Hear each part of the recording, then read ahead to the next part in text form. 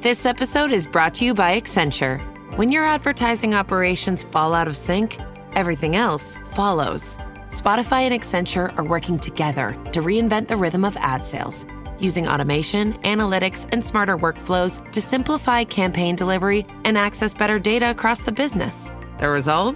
Less time spent on operations, more time connecting brands with the moments and fandoms that matter most.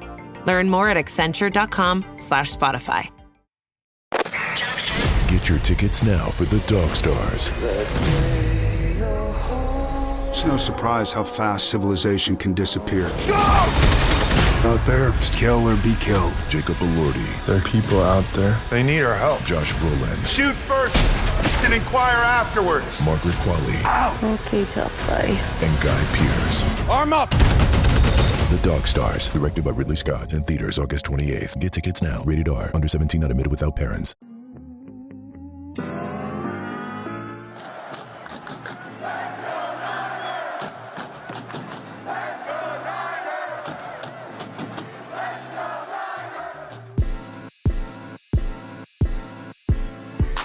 Welcome into 49ers Access. My name is Sterling Bennett, coming to you live just after the San Francisco 49ers preseason Week 1 game against the Titans ended, and we have a lot to talk about because, oh my goodness, all the hype, all the training camp discussions, all the is he for real talk, at least for one preseason game, De'Zhaun Stribling has put the doubters at bay. He has silenced the critics, and I think he has the entirety of the 49er faithful thinking, do they have the next star wide receiver? We'll get into his debut. We'll talk about Kurtis Rourke, and we'll dive into the stock up and stock downs of preseason Week 1.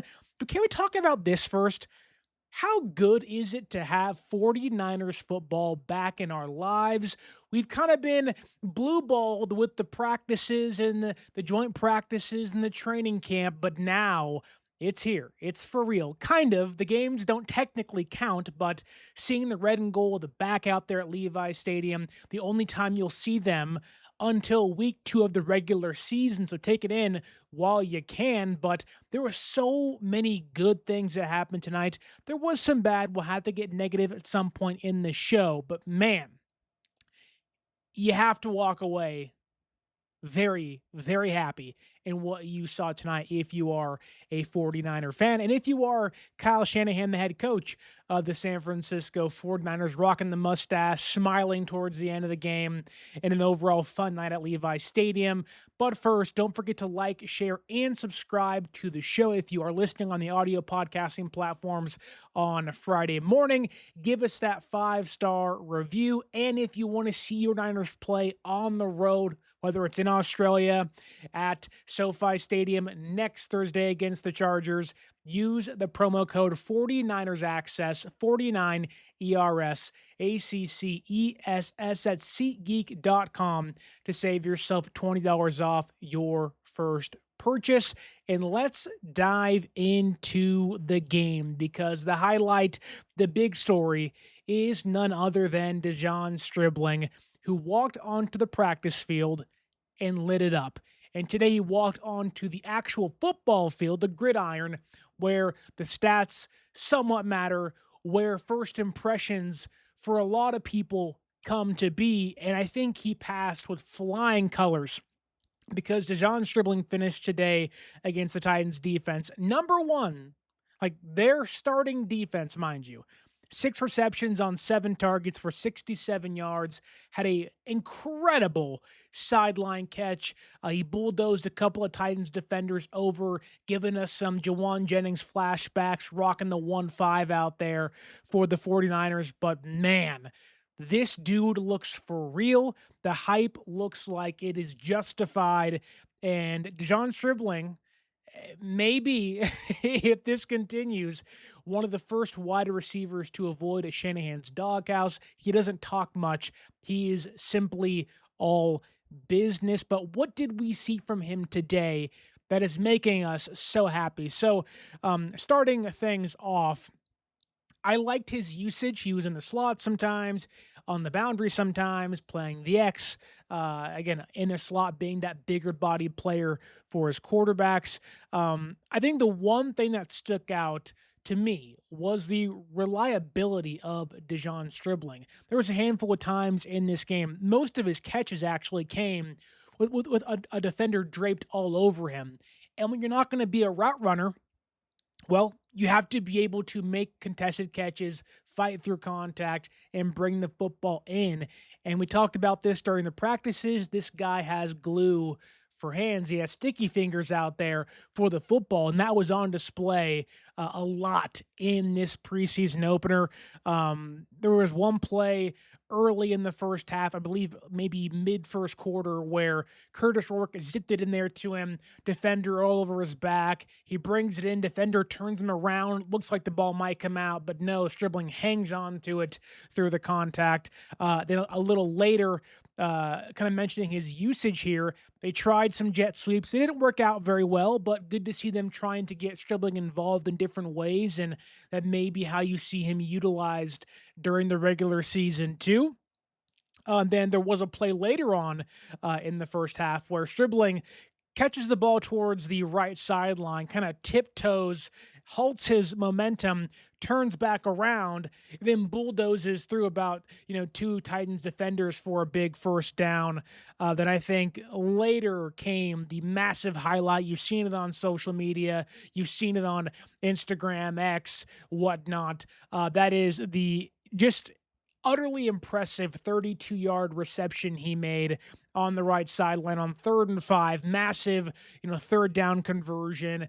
You want to mention 3rd and Juwan. It was fun to hear Tim Ryan use our nickname for De'Zhaun Stribling. Welcome to the Strib Club after this catch he made. And I'll bring it up for you here if you happen to miss it. I don't know how you could. It was one of the biggest, if not the biggest highlight of the entire day, but it was fantastic. It was fun to see him out there. And when you have players in recent seasons like Ricky Pearsall, Brandon Ayuk, Deebo Samuel, De'Zhaun Stribling, head and shoulders right now, has been the best one of that bunch, and I think is proving to be one of the, or at least right now, one of the more notable wide receivers taken in rounds 1 and round 2. Nobody else is standing out like him. Denzel Boston's getting some love out in Cleveland. Maybe that'll continue, but the entire world right now is talking about De'Zhaun Stribling and this catch. So this is via Josh Norris of Yahoo Sports and Underdog Fantasy. I'll play it for you here on the YouTube because you got to watch this puppy in all its glory. It is freaking fantastic. It's a great highlight throw by Kurtis Rourke, first off, as this video is pretty choppy here, so forgive me, but you can see it behind me. Look at that catch. The concentration, the body control. See if I can pause it at the catch point because, man, it's fantastic. Ball goes up, perfect trajectory, and Stribling just hauls it in. Very, very simple. If you go and you watch the photos of this catch, you can see behind him Deebo Samuel. I think Kyle Shanahan's back there too. Like, you can see that this catch, it just felt like you can see Kyle Shanahan over here if you're watching on YouTube. But what a catch. The body control, the spin, to fall down, catch it through contact. I mean, my goodness, you see his teammates going crazy too. De'Zhaun Stribling, the highlight of the night. This dude looks fantastic. He looks like somebody who's going to be around for a long time. I don't want to get too far ahead of myself. It is one preseason game. I don't want to crown him as a superstar by any means because you have to do this for an 18-week schedule, then year after year after year. But in day one, for a guy that was, mentioned as a big reach, as someone, even myself, who said there is a very high ceiling, but there's a very low floor, Stribling has not really shown any of that low floor through training camp, the joint practice, and now today in preseason. And there's a difference in doing it against your own defenders. There's a difference in going up against Ephesians Pricesock and Lenore and Bernardo Green and Jack Jones and Nate Hobbs every single day in practice, then going against guys in Tennessee like Cordell Flott, who was paid a ton of money from the Giants in the offseason to be one of their top two cornerbacks to help rebuild their secondary, Stribling said, "It doesn't matter how much you get paid. I am a massive human being with long arms and, just vice grips for hands. And if I can get just a fingertip on that football, I'm bringing it down." And it was so fun to watch him play today. I think, we've had other, preseason darlings. Danny Gray was one. You go back a handful of years ago. Trey Lance and Danny Gray, the big touchdown deep ball against the Green Bay Packers. And we all got giddy and excited and said, "Whoo, what could this be in the future?" And it turned out to be literally nothing. But today felt more like a wide receiver where the skill set translates, the body translates. He just simply looks like an NFL player. Lori Matthews here in the YouTube chat says Jalen Hurd. Yes, we'll never know what Hurd could have been had he not fractured his back, but a lot of preseason darlings under Kyle Shanahan at the wide receiver position. But Stribling just feels more like a guy that can do it all. Danny Gray was, the go ball speedster. Hurd was kind of the do-it-all gadget guy, bigger body slot dude who they found later in De'Zhaun Jennings. But Stribling feels like a player the Niners have not drafted in forever. He is that bigger body, X-wide receiver, put him on the outside, put him toward the boundary. And I think, for as good as he was today, and for as good as Kurtis Rourke was today, too, we'll get into him in a second, you have to imagine he's only going to get better when he's playing alongside Mike Evans and George Kittle and Christian McCaffrey and having Brock Purdy throwing the football, because I think about it, and the Niners offense wasn't great tonight for a lot of reasons. The offensive line was pretty freaking bad. We'll get into that too as the show goes on. But, I think when you talk about a stock up, Stribling it through the freaking roof. Like, this is exactly what we all wanted to see. You were anticipating what he could look like in his NFL debut, and not to say made the NFL look like it was nothing, because, again, there's so much time to go for him in his rookie season alone. We'll see how he does against the Chargers next week, but we're already seeing people on social media say he shouldn't play another snap in the preseason. Now, that may be a little too soon for me, but you can see why, because he's making the fan base feel like there's something special. And then you talk about the longevity of him and Brock Purdy together in this offense. And going back to what I was trying to get to earlier, there was a play, I believe it was maybe San Francisco's second or third drive of the game with Kurtis Rourke at quarterback. And Rourke he didn't throw a dirty ball, but it was a ball really low to the ground, and Stribling caught it and kind of, spun really fast as he's falling over to reach for a first down. And I think about, had that ball been placed better like it would have been with Brock Purdy at quarterback, that's a ball that Stribling catches, turns, and just goes probably about 5 to 7 more yards, if not more. And I think, while Rourke was really good today, I imagine what Stribling and the skill set he showed today could do with Brock Purdy at quarterback. And it's really exciting. I don't think I've felt this excited about a wide receiving prospect maybe ever since Brandon Ayuk or Deebo Samuel. And I love Ricky Pearsall for all he could do, but he's different. He's by no means built the same as Stribling, and we never know what he'll be with the PCL injury that he has. But Stribling feels like the wide receiver you've watched other teams draft, and you've said, why can't San Francisco get that guy? I don't want to say he's Puka Nacua. That feels rather reckless of me, but he feels like the guy you watch take over a game. He feels like somebody that, with one preseason game under his belt, it's really hard not to think of the ceiling he possesses and what he could bring to this offense this year. And so I think Stribling deserves all the praise. He'll get talked about all week for all the right reasons. And I think, in a receiver class where you have Mekhi Lemons and Carnell Tates and Denzel Boston's, KC Concepcion's, Omar Cooper Jr., Stribling has been really the talk of the town amongst that group, which is crazy to say, because for what began the conversation for him of he's a reach, what are they doing in San Francisco? It's like, oh my God, now everyone's saying, why couldn't somebody else do that like they did in San Francisco? And it's really, really comforting to see the NFL world get behind a player like Stribling, who, he's been to 3 different colleges, bounced around for a little bit of time at the collegiate level, and somebody who looked overlooked in his collegiate career.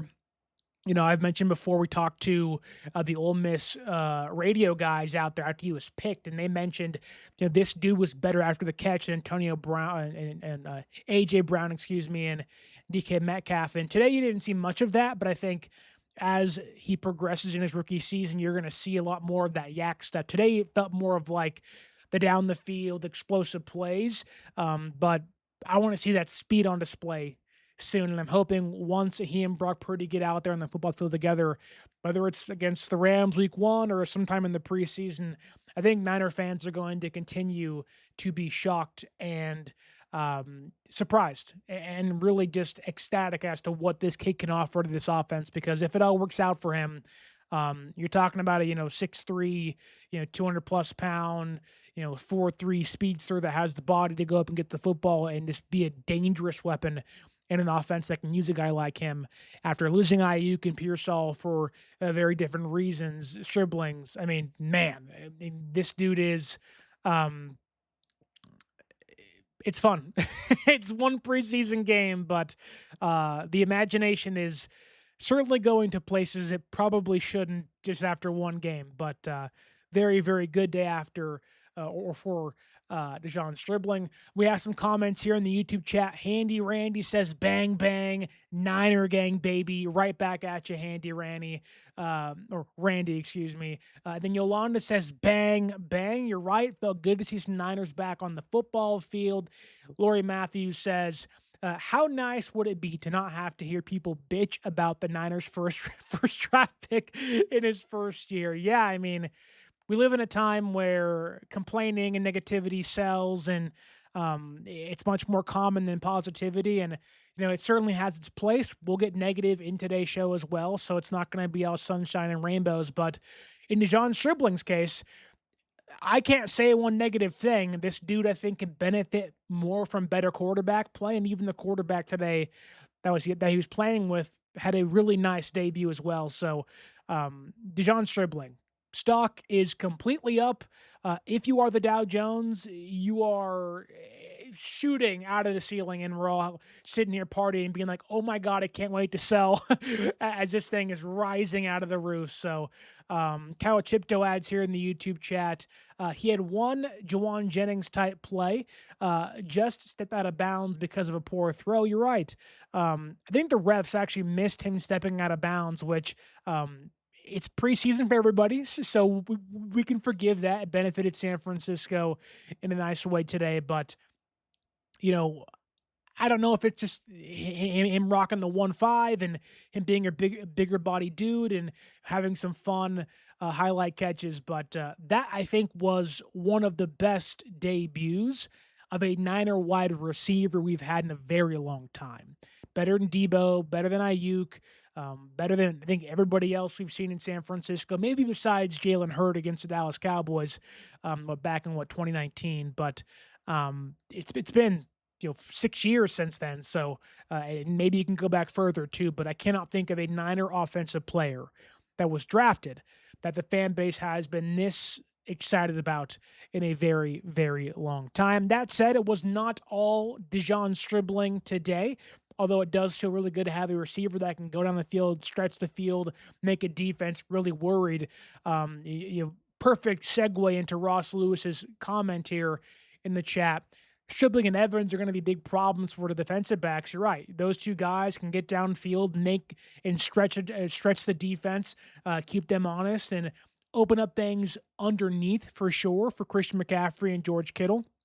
Hopefully help the running game in the process, but also give Brock Purdy two big-bodied, long, lengthy receivers on the outside. And again, they haven't had the boundary threats really ever since T.O. and Jerry Rice. And I'm not saying they're going to be that because that's just insane to say, but this offense is going to look a lot different if those two guys are healthy for a lot of the year in all of the right ways. That said, though, Kurtis Rourke, The quarterback for the 49ers tonight, no Mac Jones, no Brock Purdy. Kurtis Rourke off a torn ACL 2 years ago, didn't play all last year because of it. There were thoughts he may come back during the year. They didn't need him. But he was fantastic tonight too. There were a couple throws that were inaccurate at times, but for a debut, I think Kurtis Rourke looked really healthy, lowered his shoulder a couple times, took some hits, ran the football really well. 3 carries for 17 yards. Was 11 for 13, 106 passing yards. Narrowly had a nice touchdown pass to Patrick Taylor Jr. in the corner of the end zone that got taken away. He looked really good in his debut. You heard people on social media being like, Kurtis Rourke is better than Mac Jones already. In fact, we have somebody here in the YouTube chat. I hope I'm saying your name right. I'm just going to call you Leia. I think that's right. If I'm wrong, forgive me. Sometimes my pronunciations aren't always very good, but they're saying Rourke better than McCorkle. Recency bias may attest to that, but let's give Mac Jones a chance to get on the football field this preseason and remind us who he was. But you talk about quarterback and receiver tandems looking pretty good. Rourke looked awesome today. He had a nice 4th and 5 scramble. Just pocket breaks down, about to get sacked, breaks it off, runs through it, and gains the first down. I thought he had a really impressive 3rd and 11 throw to Jordan Watkins today, who we'll get into in a second as well. It was negated by a Robert Jones holding call, but, Rourke was on point. He was fairly accurate all night. He looked really poised in the pocket, and that pocket was not doing him any favors for a lot of his time on the football field. He stepped up in the pocket a handful of times and made the right throw, made the right read, and I think did a lot of good stuff. He looked like somebody who wasn't making his debut, and I mean that in all of the right ways, all of the good ways. So Kurtis Rourke deserves a lot of praise. I think as somebody who watched him when they drafted him out of Indiana, had mentioned like he is the perfect quarterback for this system. He normally has really good accuracy. At times you can push the ball downfield, the bigger body guy. The question was just, can he stay healthy? A lot of injuries in his career, but as you saw tonight against the Titans' number 1 defense or their first team defense, he can play in the NFL. And I think, I don't want to get too far down this rabbit hole, but we have a question by Lori Matthews here in the chat that says, how many quarterbacks do you think they're going to keep? They're going to have to keep 3 because, one, you're obviously keeping Brock Purdy. You're going to keep Mac Jones for insurance. And I think Rourke is going to force the issue where he's going to be too good. And like last year, you can get away with it. He was injured on the PUP list. He wasn't going to practice. He can go through waivers, go to the practice squad if you're lucky, and you can afford to let him go knowing he'll come back. Whereas this year, it's one game, but if he does this, or at least continues to show some promise for the next 2 preseason games, San Francisco's not going to be able to hope he goes through waivers again like last year. So I think they're going to have to keep 3 quarterbacks. I don't want to bring this up as a, armchair quarterback conversation, but, we talked a lot about trading Mac Jones during the offseason, and that time is obviously, came and went, and it's too late now, and a lot of reasons to not do it. But for the way Kurtis Rourke played tonight in a bubble, I think San Francisco may regret not trading away Mac Jones. Now, that's obviously me just looking at tonight as an example of what Kurtis Rourke can be. But Kurtis Rourke is going to eventually become the quarterback number 2 in San Francisco. That's what he was drafted to be. Out of the 7th round, he fell there because of the injury he had, and I think the Niners drafted him knowing that they were probably going to lose Mac Jones. So the unfortunate part is that he got hurt again tonight. Now, we don't know exactly how serious it is. He had a rib injury. I think he was supposed to play the entire first half. He couldn't get through it. I don't see anything on social media yet, so I'm not exactly sure if there's any big takeaways yet. If you see something, let me know.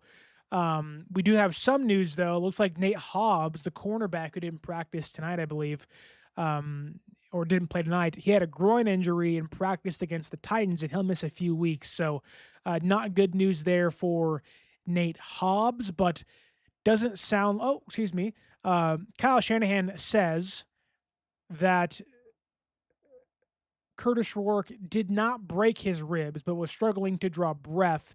Didn't think it was serious. So doesn't sound like Rourke will be too big of an issue, but if they feel like the ribs are a problem and he can't practice, maybe they get lucky in a weird, awkward way in that they can place him back on IR for another year. That wouldn't be ideal, but if you want to salvage quarterback and avoid having to make a decision, a tough one that is, on Mac Jones or Kurtis Rourke, IR can always be an option if he is hurt again. But hopefully he's back by week 2. It seems like he'll probably miss next week. So you may get Mac Jones and Adrian Martinez against the Chargers next week. Maybe you get some Brock Purdy in play, but he did in fact hurt his ribs. Don't think they're broken, but having a hard time breathing, so never a good sign there. Ross Lewis says Mac is probably better, but you feel a little better going into next year, letting Mac go if Rourke continues to develop, but it's one preseason game exactly.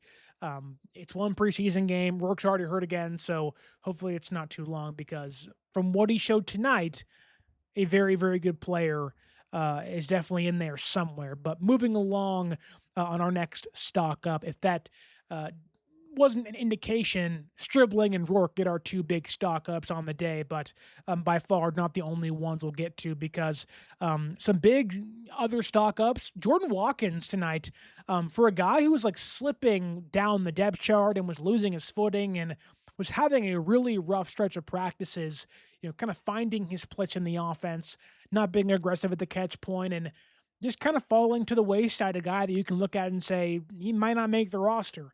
And you saw guys like Wesley Grimes and Will Pauling and, Kader Hodge start to kind of push for a roster spot and make some noise. Watkins, I think, tonight earned back a lot of that pedigree, if you will, to his name being, kind of a mid-round draft pick all but 2 years ago. He had 6 receptions tonight. He had 10 targets and 59 receiving yards. For a guy that was kind of falling behind, I thought he had one of the more impressive nights of an offensive player. I wasn't too impressed by the Niners running backs tonight, outside of Patrick Taylor Jr., who might make this roster when it's all said and done. The offensive line didn't really impress me too much. We have one guy we liked out of tonight, but Jordan Watkins, when the ball was thrown to him, made the most of his opportunities. He had a really nice catch thrown behind him by Adrian Martinez, kind of spun back around, caught the football, reached behind him, then got kind of laid out by a Titans defender. Then he had a really nice reception later on in the game towards the right sideline, caught it, kept his feet in bounds, and while he was running. So really nice play to carry his momentum to the sideline, but also stop it enough to get his feet in bounds and secure a catch. Almost put San Francisco into place to score some points, I believe, before halftime. And then I really liked his kick returns and punt returns tonight. There was one earlier in the game where Joey Slye, the Titans kicker, kicked a ball that was near the sideline, and he kind of had to make a decision of, do I catch it? Do I let it go? Do I risk it going over my head and it being kind of a 20-yard touchback? Do I risk it not going in the end zone and it being a scramble to the football? Or do I hope it goes out of bounds? And he took a chance and the ball goes out of bounds. San Francisco starts the drive on their own 40-yard line. And you go back to last year, for all the good Sky Moore did, he had a really bad habit of catching the football and inside his own 5-yard line. So good to see Watkins, who may not be able to see the field as a wide receiver, knowing he's behind Evan Stribling, Christian Kirk once he comes back, and Robinson and all those guys. He's probably your 6th wide receiver in that room, but the Niners do not have a punt returner. So if he can find a way into that role, 1, he'll get to keep a job on the roster, but also 2, he'll get his chance to get his hands on the football at a pretty consistent rate. So overall, really nice day from Watkins.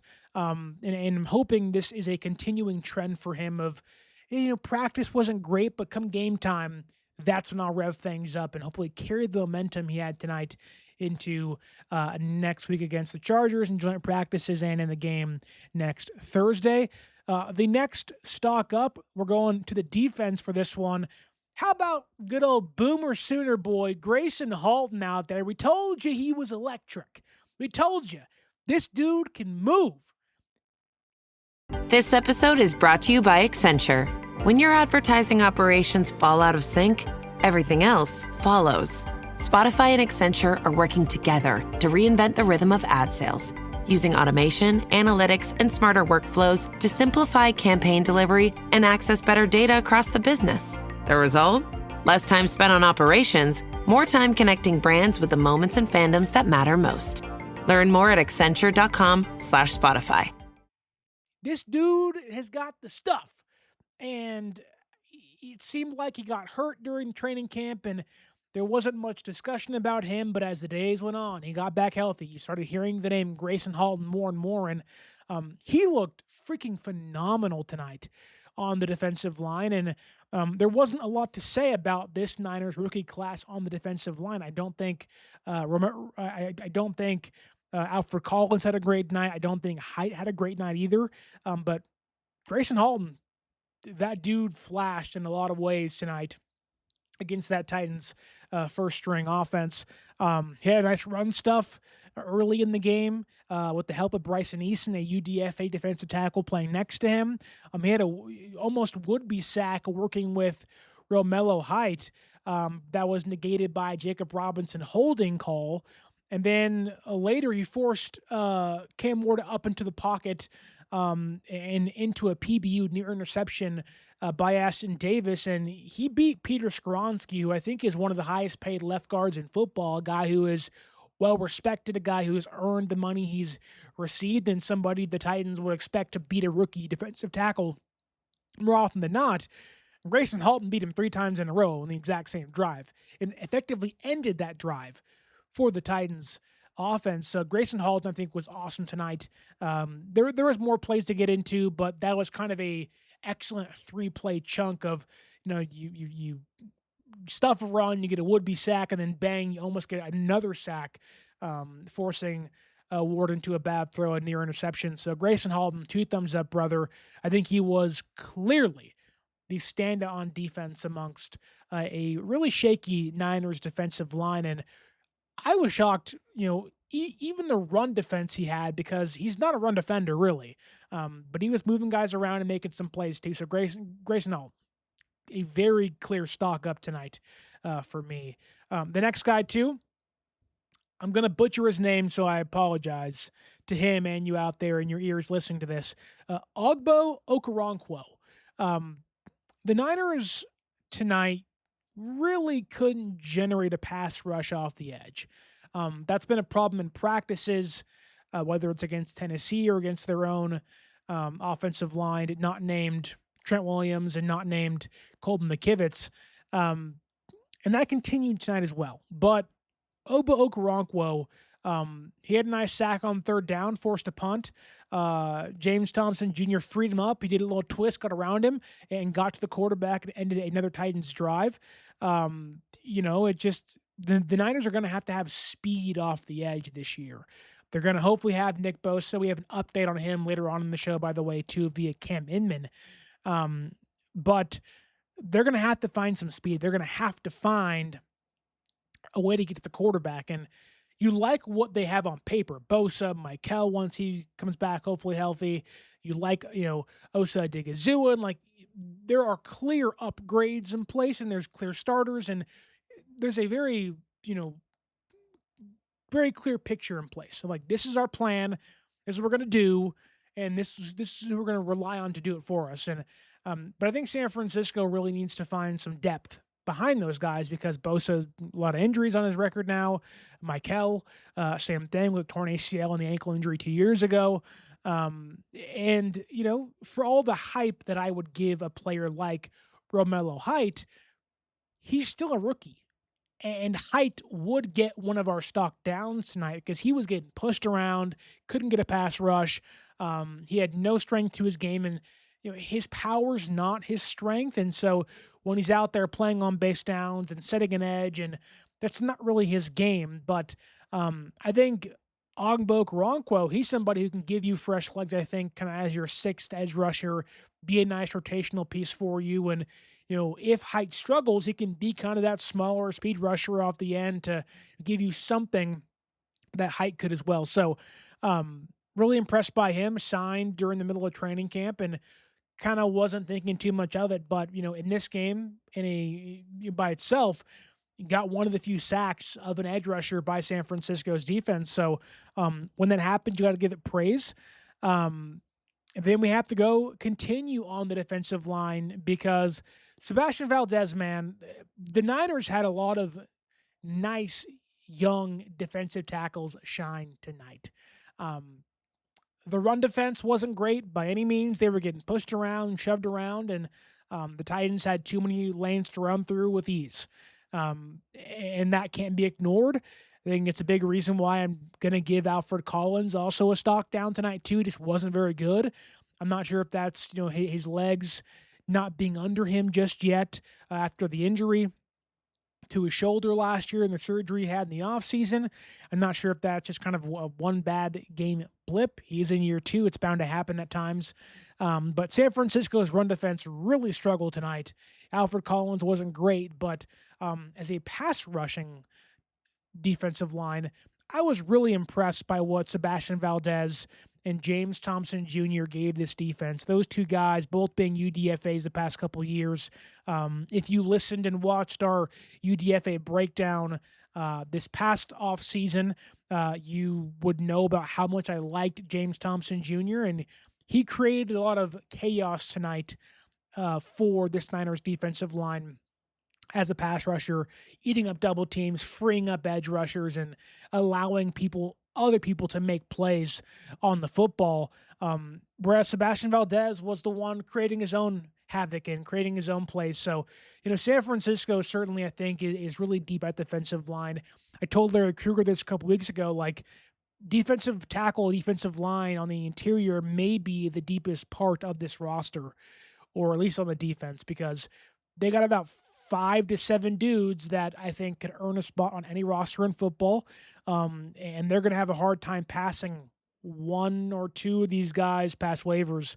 And if they take a chance on letting Sebastian Valdez go or James Thompson Jr. go, I don't think either one of those guys comes back because they're too good, they're too young, they're too controllable with their contracts to, I think, let walk. Obviously, you want to believe in Osa Digizua and Grayson Halton and Alfred Collins and CJ West.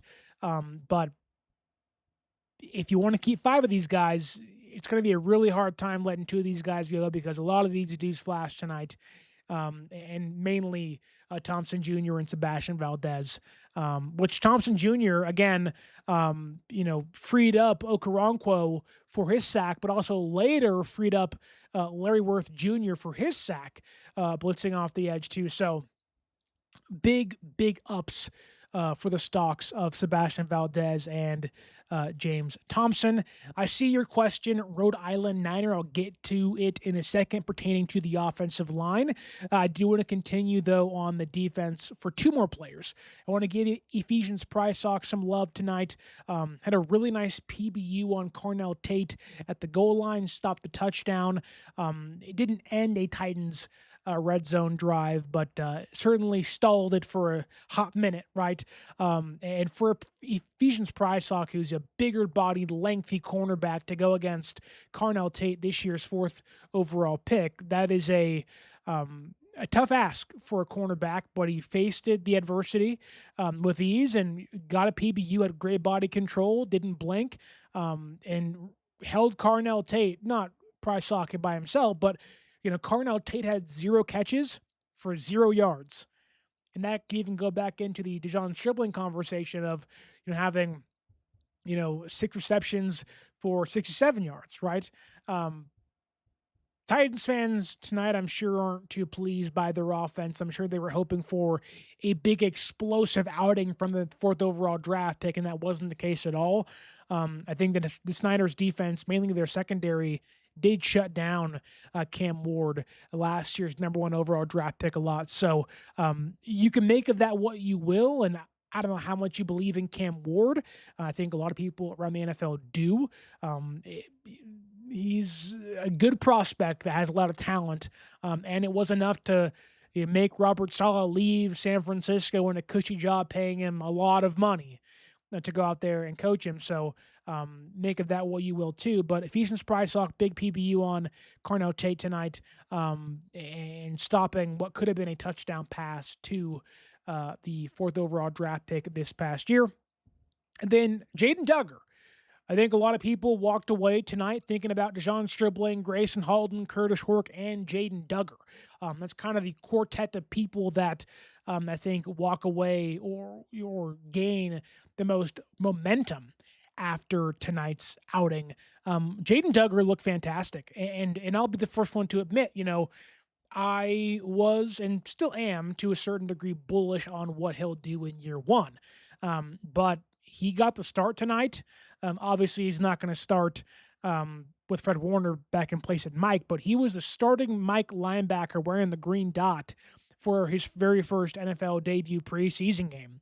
That says a lot about what Raheem Morris thinks of Jaden Duggar, and I think he's more akin to being a Sam linebacker, maybe even a Will at times, probably a Sam more likely though, and playing a very hybrid role, which includes Mike and Sam and edge rusher at times too. But I was really concerned about his instincts because he's a safety turning into a linebacker the last couple of years with the Raging Cajuns.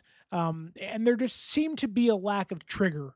There seemed to be a lack of, when I see it, I can make a play, but I don't see it often. I think that not completely turned around tonight, but I think there was a very different version of Jaden Duggar that we saw tonight that we didn't see at Louisiana. So love what I saw from him. He had a very, very nice contain of Cam Ward when he tried to scramble out of the pocket.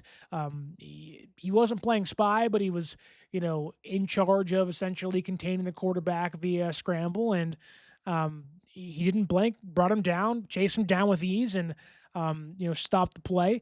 Later had a nice couple of run stuffs, and he was taken out at halftime, which is a really good sign for a player that really isn't expected to or wasn't expected to do much as a rookie. I think a lot of people, including myself, said, no, give him 2 or 3 years, then you'll see something out of him. But he looks like one of those guys in one preseason game, mind you, that he may grow up really fast. And that's a really good thing for San Francisco. Dre Greenlaw has some injury history. You don't really know what you have in Nick Martin just yet.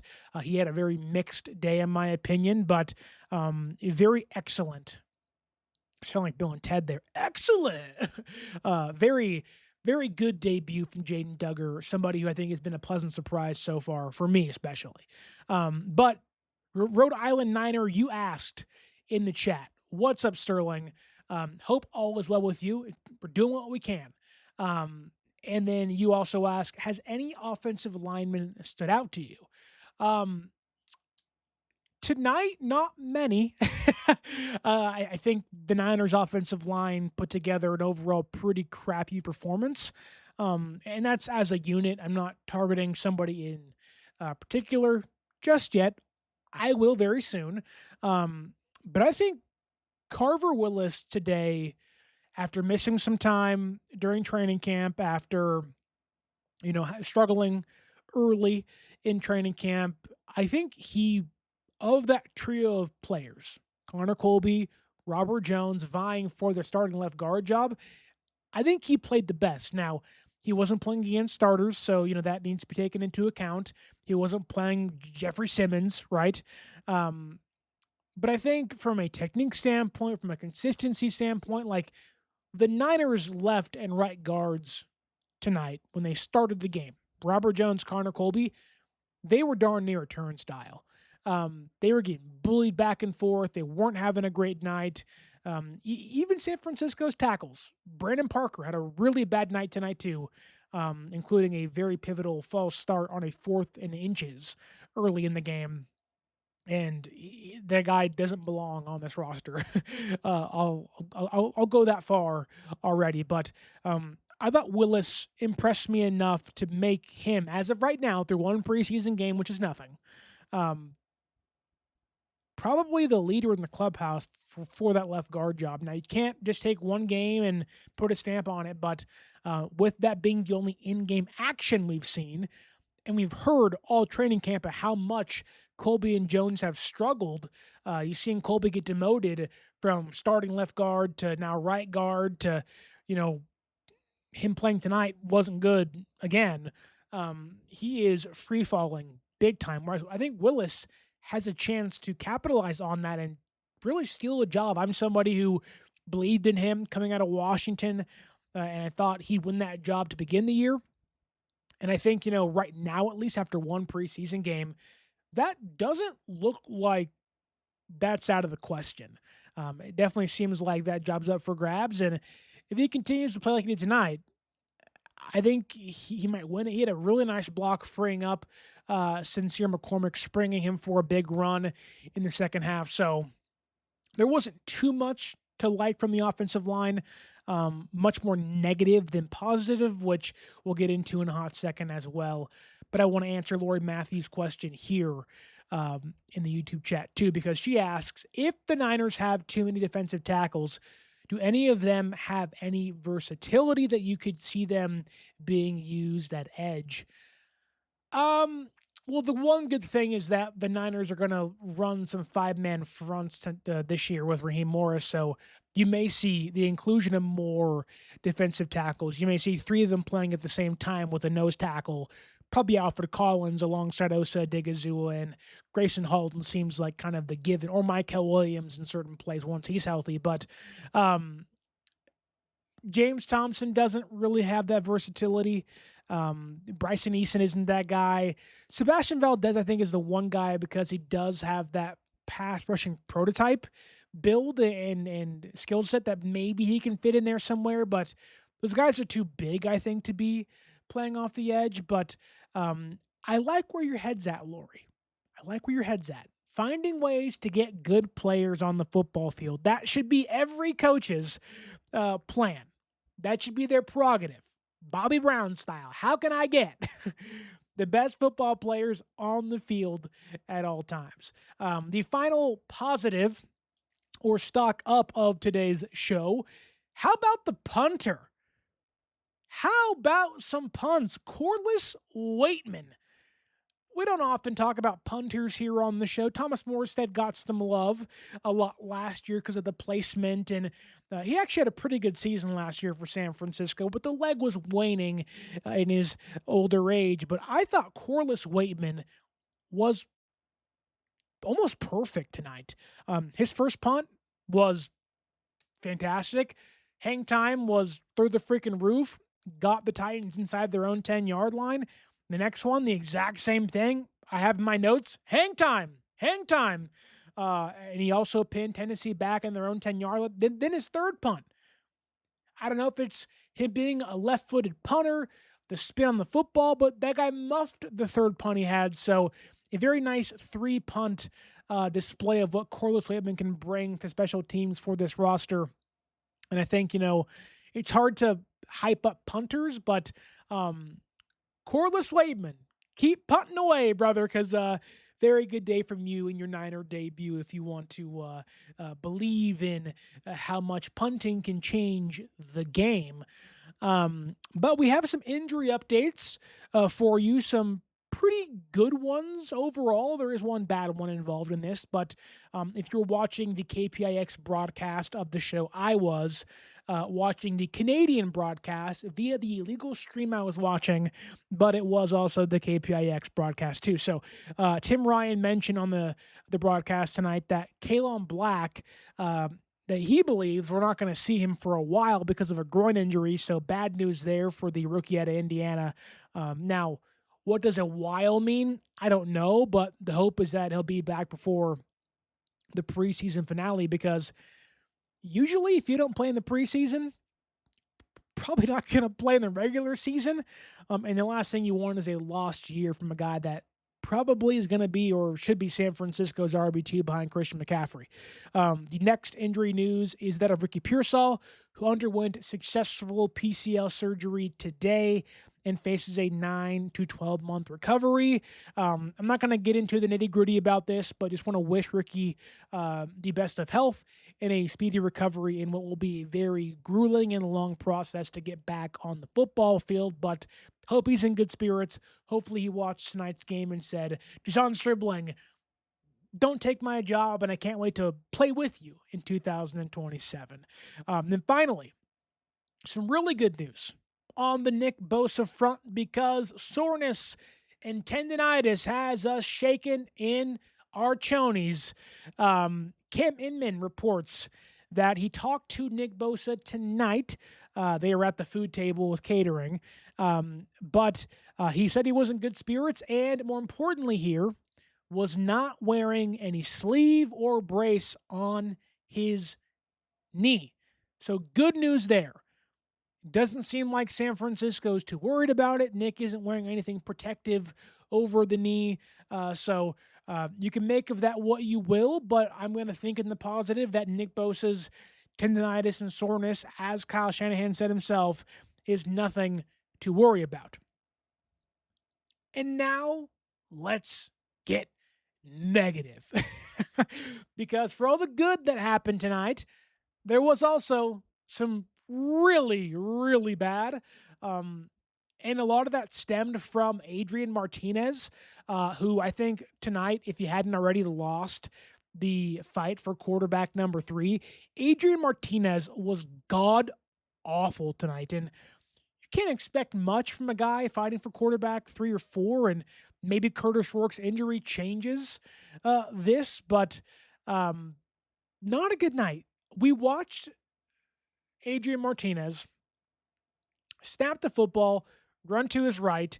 As the clock is ticking down, he either was near or in field goal range prior to halftime, and instead of throwing the ball away, instead of evading some pressure, trying to make something happen, he runs towards the sideline and steps out of bounds or close to it and flips the ball underhand like 25 yards in the air in bounds. What are you doing, man? That's not how you play football. That's not how you play quarterback. What are you doing? He missed a ton of wide open receivers. He looked jittery in the pocket. He just did not look like a guy you ever want to see on the football field. And for as good as Kurtis Rourke looked tonight, San Francisco, for at least about a quarter and a half, felt like they had 3 good quarterbacks on their depth chart. And now it's like you got this black eye in there of like, holy crap. Like, this is not a good look for our maybe now quarterback 3 or 4 going to miss some time. So Adrian Martinez is freaking dud tonight, brother. Moving on though to the offensive line, because we talked about the one good offensive lineman we saw, that being Carver Willis. I got 4 consecutive offensive linemen who are going to get some crap tonight. Enrique Cruz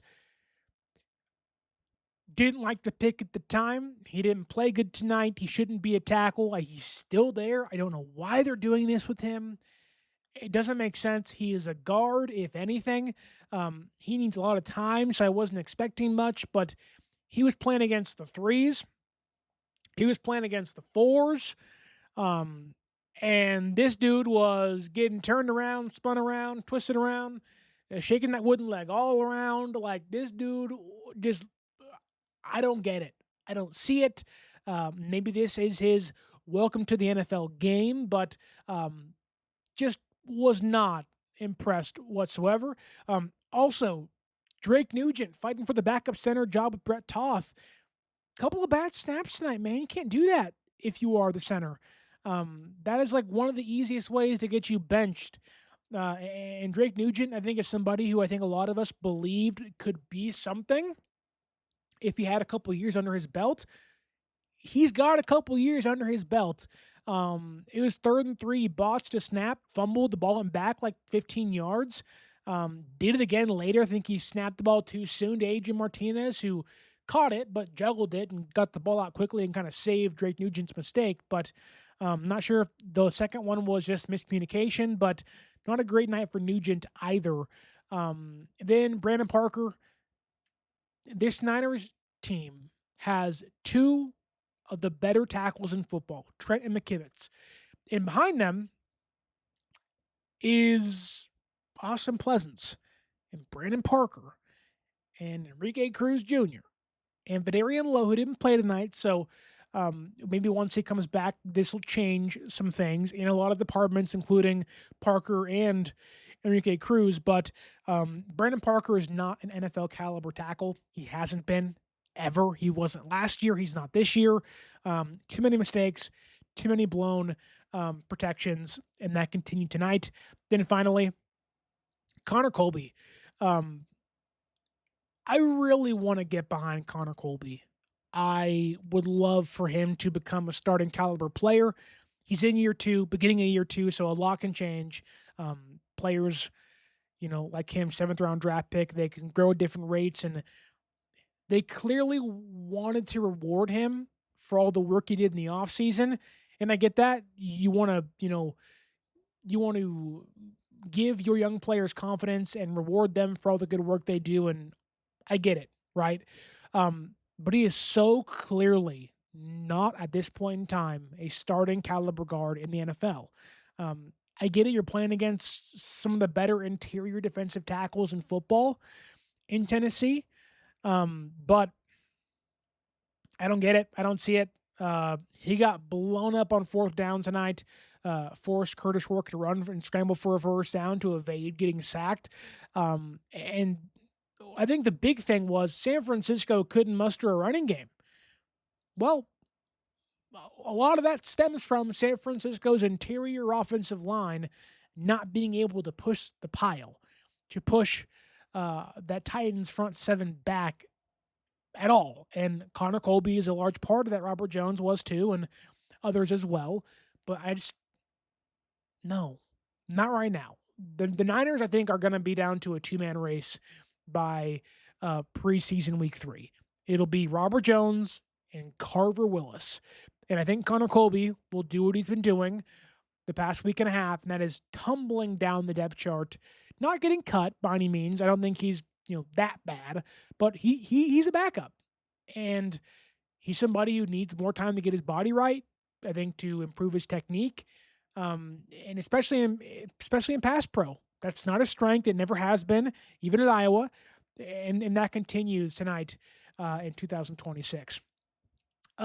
We have 4 more stock downs. One of them is pretty simple. Jack Jones hurt his hand. I don't know if he broke it, sprained it. He was ruled out pretty quickly in the first quarter. So not good news there for a guy who's having an amazing training camp. So stock down in the way of you may not be able to play. And I think Jack Jones walked into this year with San Francisco of like, this is my best chance to find playing time. And he was looking like a guaranteed number 4 cornerback on this roster, and that may change now. Hobbs got hurt. Jack Jones is hurt. So hopefully it's not a long-term thing, because Jack Jones can play, and he's been one of the better Niners defensive backs all of training camp this year. Sticking with the secondary for a second before we go into the defensive line again, Marquis Siegel, he was the only starting safety, and I put starting in quotations. Jair Brown didn't play. Malik Mustafa is still hurt. He can't play. So Marquis Siegel started the game alongside Ashton Davis. And This episode is brought to you by Accenture. When your advertising operations fall out of sync, everything else follows. Spotify and Accenture are working together to reinvent the rhythm of ad sales, using automation, analytics, and smarter workflows to simplify campaign delivery and access better data across the business. The result? Less time spent on operations, more time connecting brands with the moments and fandoms that matter most. Learn more at Accenture.com/Spotify. he's in the right place, yet doesn't make the play. He seems hesitant still, like he's just not firing on all cylinders. He seems like somebody who's second-guessing himself. And you just can't do that in the NFL. You can't do it as the last line of protection of any defense. You have to commit. And sometimes you are going to commit incorrectly.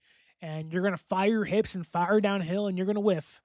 But he's not even doing that at times. And that screams like somebody who's not playing with a lot of confidence, which doesn't make sense because he's been the starting safety all training camp and got the nod tonight. So I'm going to take a wild guess and assume that once Mustafa comes back, that it'll be Jair Brown and Mustafa again as your starting safeties this year. But Siegel, I think, is better playing towards the line of scrimmage as a nickel cornerback slot hybrid, safety hybrid. And I just don't know if he's best served playing a free safety, strong safety role, as kind of this, back end of the defense type of player. But it was weird. He's in the right place a lot. He just never really makes the play. So cheer up, gain some confidence, and let's go play some football, Marquis Siegel. I believe in you, but you got to believe in yourself because something just it's not right now. Finally, moving into the defensive line for our final two stock downs of the evening, and these ones I think pain me the most. Because I didn't have high hopes for the offensive line tonight. I didn't really have high hopes for Marquis Siegel. And I think I had a lot of belief in these two players. Alfred Collins tonight was not good. Mentioned him earlier in the show, but he was getting pushed around a ton. He had a couple of nice plays here or there.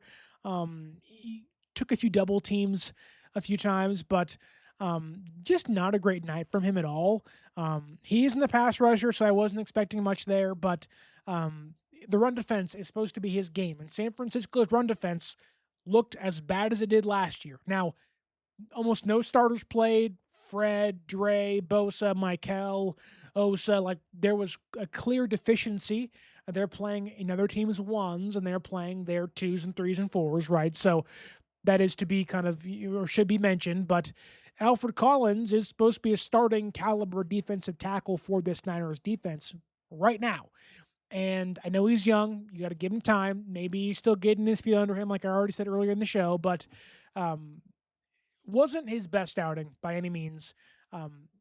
Not a great look for a big hulking defensive tackle getting shoved around by a Titans offensive line. So you can give Tennessee credit, but need a lot more from Alfred Collins this year if that's what he's going to put on display. And in a room that is so loaded with defensive linemen that look like they can play, that guys that were moving that Titans offense around, James Thompson Jr., Bryce Neeson at times, Grayson Halden for sure, people are already questioning, is he the third, fourth, fifth best defensive tackle in that room?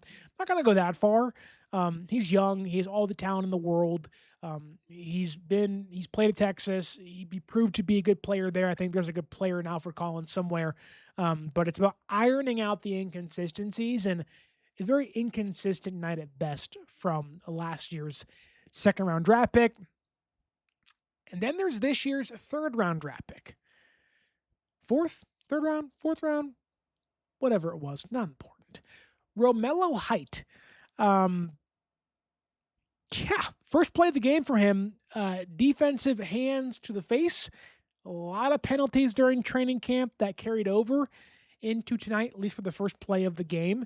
And understanding his strength, smaller frame dude, speed rusher, very much in the ilk, very much in the same vein of Bryce Huff, not somebody you want out there on base downs, not somebody you want as a run defender, somebody you want in a very specific role in your defense. And tonight, with the starters not playing, you were not going to get that version of him. So in that case, you can forgive a lot of the struggles. However, the dude was getting washed out of plays consistently, rarely generating pressure. And he is somebody who needs to find a way to win 1v1. There really wasn't a counter to what was happening early in the game to him. He didn't play the entire game, so that also should be mentioned here too. But for a guy that is supposed to be the complement to Mykel Williams on the outside for this pass rush, not the greatest showing. Now, first day in the NFL, first game, you can forgive a lot of it, but certainly a stock down, but a stock that I believe will go back up once starters play, but still not the best debut.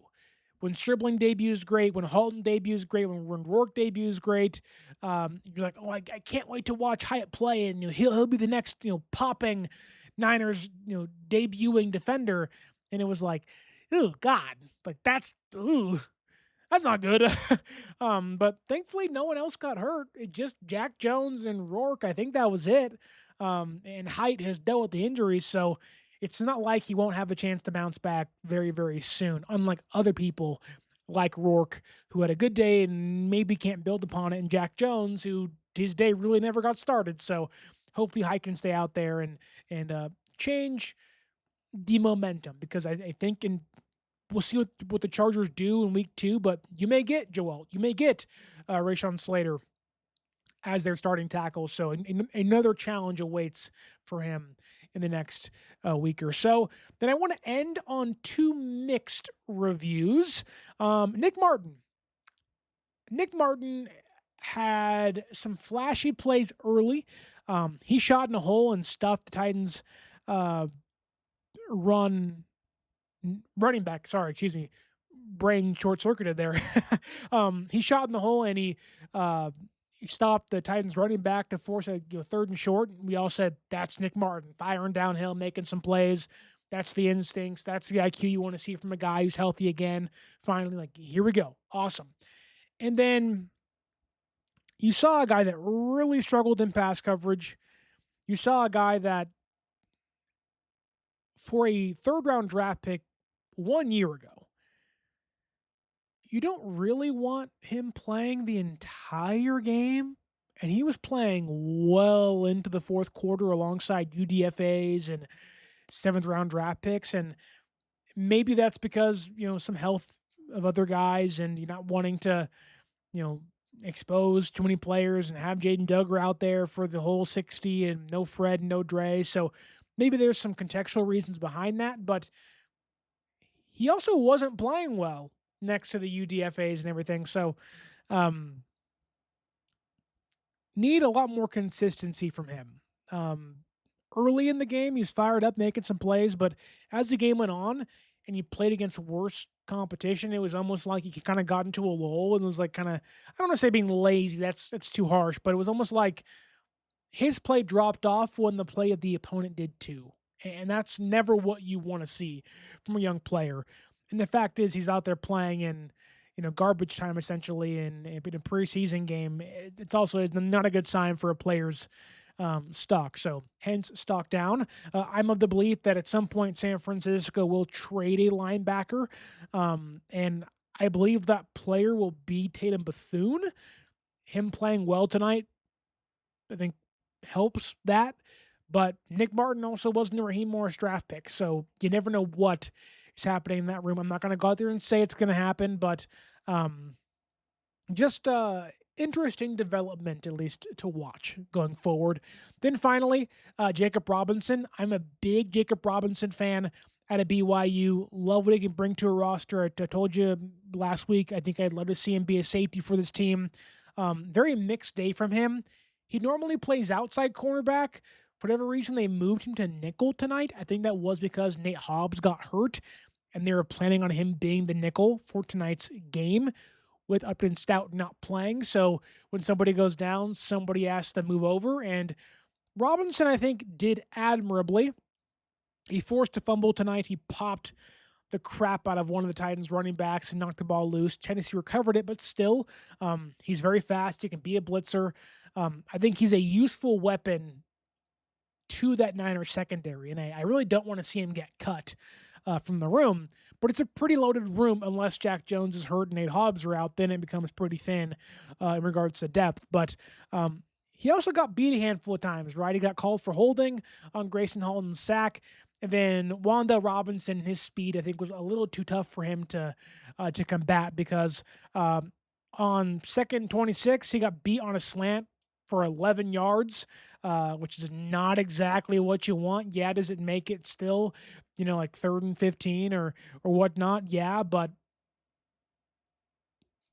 why are you playing, off coverage and just kind of reading him reacting? And, in some ways it makes sense, but it was like he reacted so late to Wanda Robinson's cut inside. It was like, are you not paying attention? But other than that, Robinson had a pretty nice game. I think him playing out of position makes his mistakes more forgivable, to me at least. And I'm hoping that Hobbs and Jack Jones can get healthy because I want to see Robinson be out there playing the outside cornerback spot and fighting with Darrell Luter Jr. tonight, who didn't have a great game, and Ephesians Preseason and Jack Jones and guys like that for one of these final roster spots. I do think Jacob Robinson has something to offer, even if it is on the special teams. He has some speed. He has some grit. And he can make a couple good plays. So a mixed bag for Nick Martin and Jacob Robinson.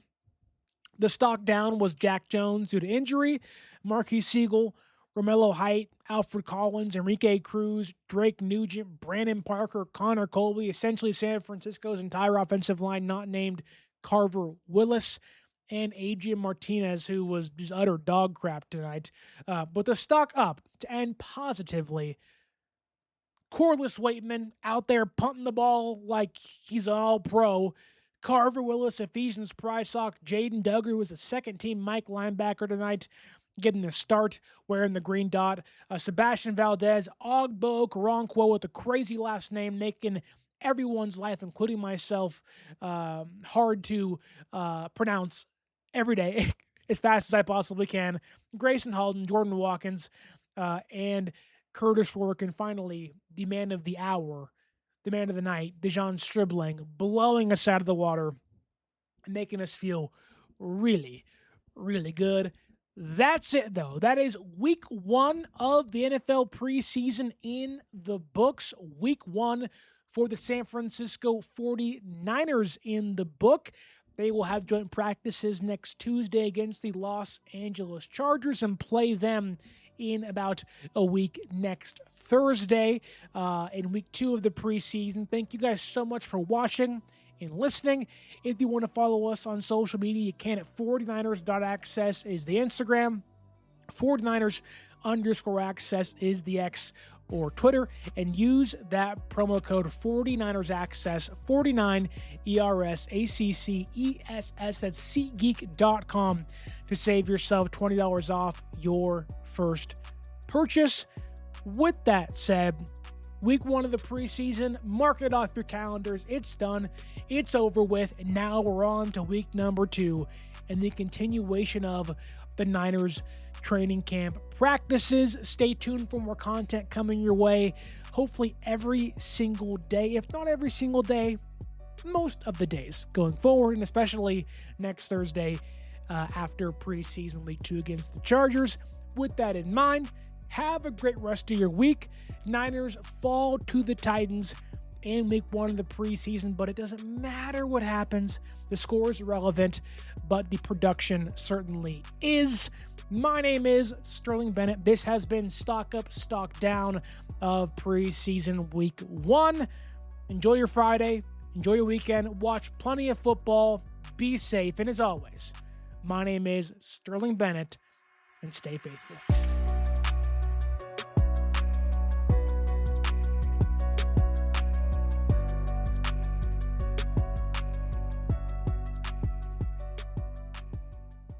This episode is brought to you by ChatGPT. Hey, it's Bill Simmons from the Bill Simmons Podcast. Have you guys heard about ChatGPT work? It's the new way to use ChatGPT for bigger multi-step projects. And when you need more than just answers, give ChatGPT work access to your apps and files, and it can create real work documents like spreadsheets, slides, and structured reports. Get started at chatgpt.com by selecting work mode, available on Plus and Pro plans.